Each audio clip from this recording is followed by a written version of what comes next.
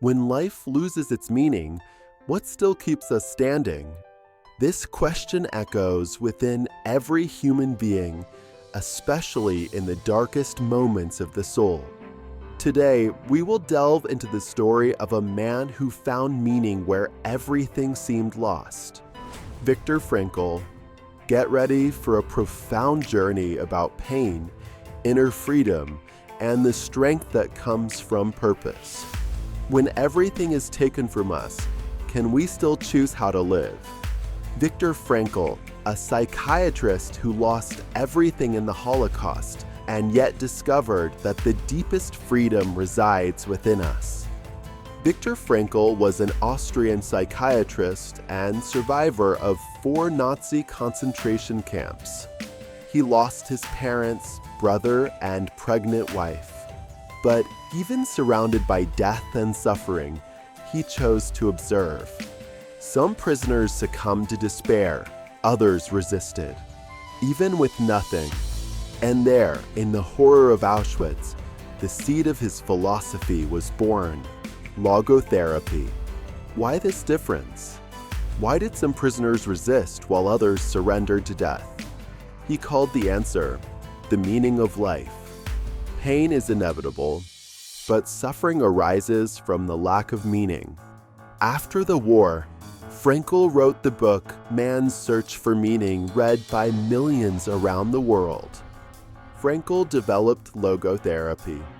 Logos in Greek means meaning.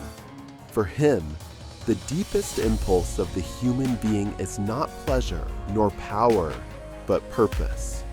He used to say, between stimulus and response, there is a space. In that space lies our power to choose our response. And in our response lies our growth and freedom. Even in a concentration camp, inner freedom remains inviolable.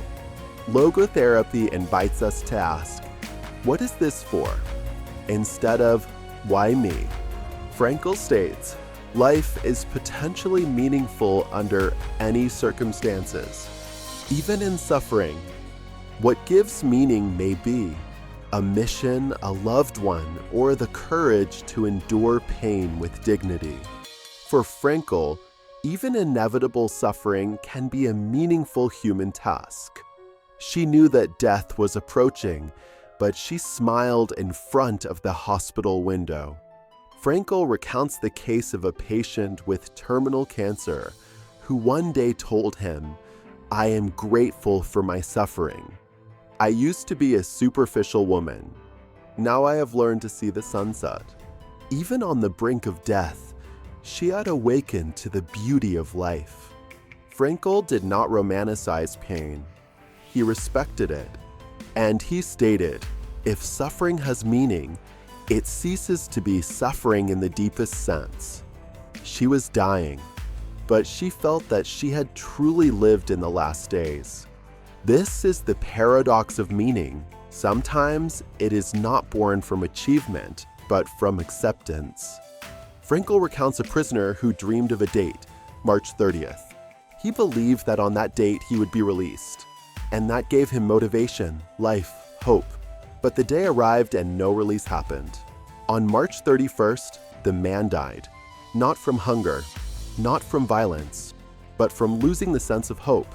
Frankl concludes, any man can endure almost anything if he has a why. He also recounts that, one day, a starving prisoner shared his last piece of bread with a weaker fellow inmate. This simple gesture, amidst the horror, revealed what still makes us human, the choice to be light, even in darkness.